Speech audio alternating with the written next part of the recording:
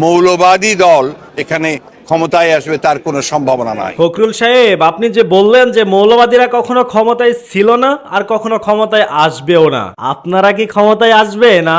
শোনেন, ওই নৌকা ধানের শীষ, দুইটা সাপের একই বিষ। এই দুই সাপের বিষ গ্রহণ করাই আমাদের হয়ে গেছে। এখন আমরা নতুন কিছু দেখতে চাই। আর এই নতুন কারা?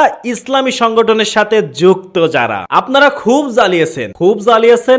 এখন বর্তমানে বাংলাদেশ চলবে ইসলামিক সংবিধানে। বাংলাদেশের সংবিধান হবে ইসলাম, আর দেশটা চলবে সম্পূর্ণ ইসলামের রীতিনীতিতে। কারো বাবার, কারো চাচার, কারো দাদার, কারো স্বামীর মন গড়া কোনো সংবিধানে বাংলাদেশ আর চলবে না। তাই বাংলাদেশটাকে ইসলামিক সংবিধান মতো চালানোর জন্য আমরা ইসলামিক কোন দলকেই ক্ষমতায় আনবো। আর সেই দলের মাধ্যমে আমরা বাংলাদেশটাকে একদম পরিষ্কার পরিচ্ছন্ন একটা রাষ্ট্র বানাবো এবং আমাদের রাষ্ট্রটা চলবে ইসলাম মাফিক। আপনাদের ওই ধানের শীষ আর নৌকার বিষ আমরা আর চাই না।